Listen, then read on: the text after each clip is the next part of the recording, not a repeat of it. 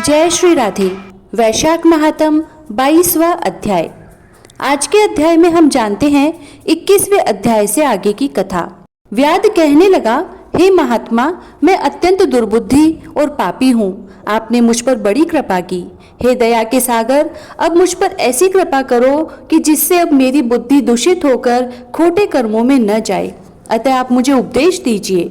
व्याध के ऐसे वचन सुनकर मुनि ने उसको धन्य धन्य कहा और फिर उसको उपदेश देते हुए बोले कि हे व्याध, यहाँ पर धूप अत्यंत तेज है, न छाया है न पानी। इस कारण चलो कहीं दूसरी जगह जल पीकर और छाया में बैठ स्वस्थ चित्त से तुम्हारे सामने पाप नाशक महात्म का वर्णन करूंगा।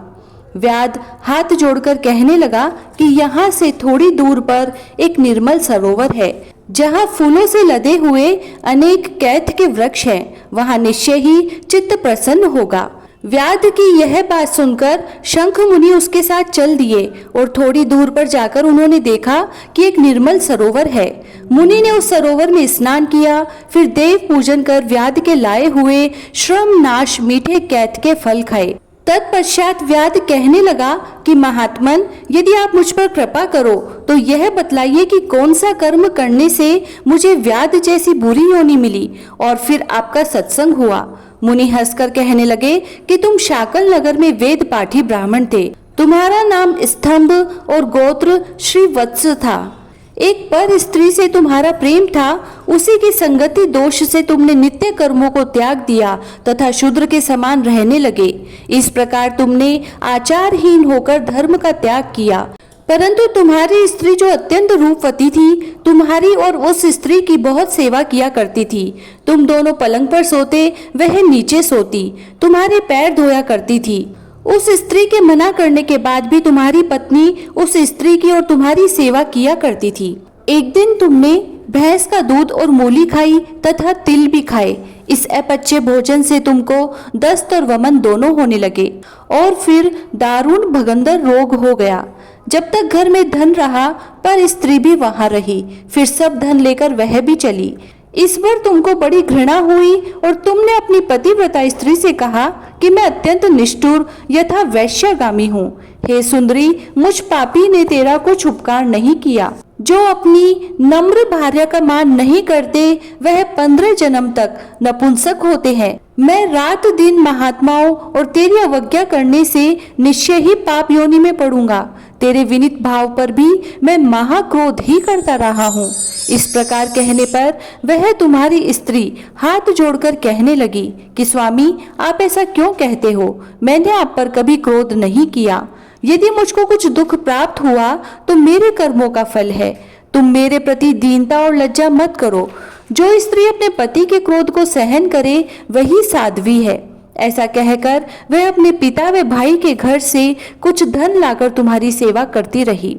दिन रात मल मूत्र धोकर तुमको शुद्ध रखती तथा कीड़े आदि निकालती।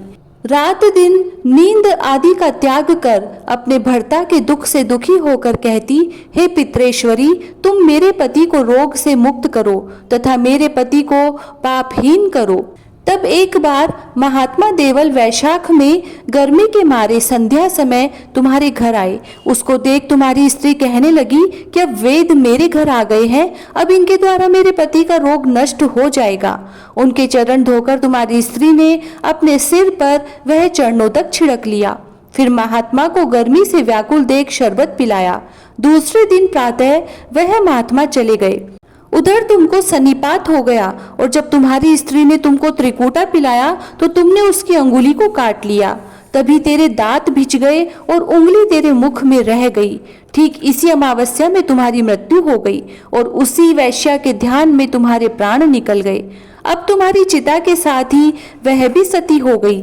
इस प्रकार सती होने तथा वैशाख में शरबत पिलाने व चरणों तक सिर छिड़कने से वह सदगति को प्राप्त हो गई।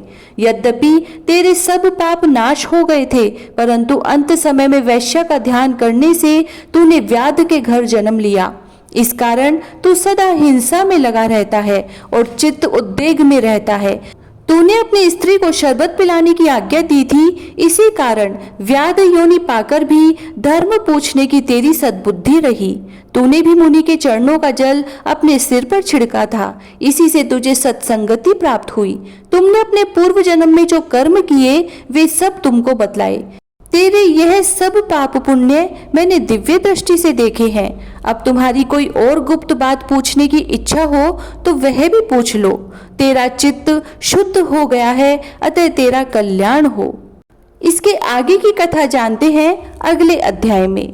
22वां अध्याय समाप्त। जय श्री राधे।